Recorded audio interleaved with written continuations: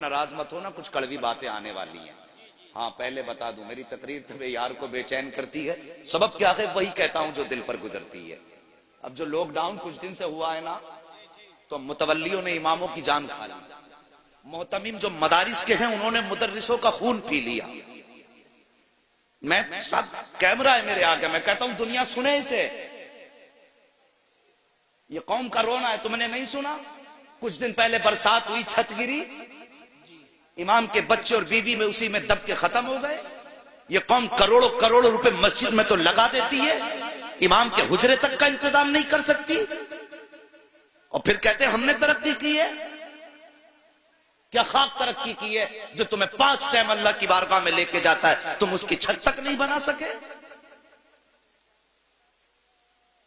एक मुफ्ती साहब मुझसे कहने लगे, हज़रत लॉकडाउन में 5 लाख का चंदा करके दिया मदरसे वालों को, 5 लाख का, और मदरसे वालों ने यह कह के कुछ नहीं दिया कि इस टाइम लॉकडाउन है, तुम्हें कुछ नहीं दिया जा सकता।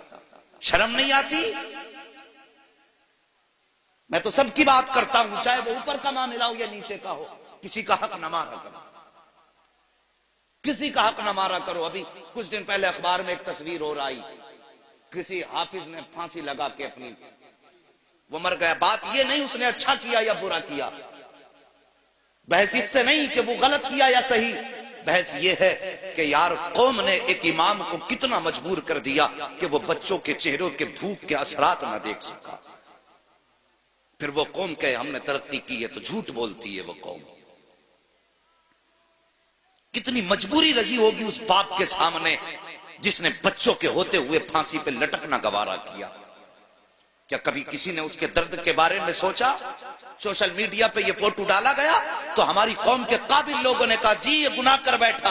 अबे मौलवी ये सबको पता गुनाह कर बैठा, लेकिन सोच तो सकी वो क्या वजह है जिसने फांसी तक पहुंचाया है। क्या ये कौम का जुल्म नहीं है? क्या ये अपनों का जुल्म नहीं है? मैं कहता हूं अगर एक पड़ोसी ने भी अपने घर का एक वक्त का खाना उठा के उसके बच्चों को खिलाया होता तो वो फांसी ना लगाता। अगर उम्मत मुस्लिमा ने पड़ोसी का हक समझा होता तो वो मौत को सीने से न लगाता। हाँ उसने गलत किया है, लेकिन उससे ज्यादा गलत तुमने किया है कि तुम पेट भर के सोते रहे और एक कलमा पढ़ने वाला भूखे बच्चों के सामने जिंदा न रह सका। कोई तो मजबूरी रखी होगी। यार तुम कहते हो वो गलत है, लेकिन मैं कहता हूं वो जितना बड़ा गलत है उससे ज्यादा तुम गलत हो। मेरे नबी फरमाते हैं कि जिसका पड़ोसी भूखा सो जाए और वो पेट भर के सो जाए, आका फरमाते हैं वो आजी भी हो सकता है, नमाजी भी हो सकता है, वो सब कुछ हो सकता है, लेकिन मुस्तफा का नहीं हो सकता।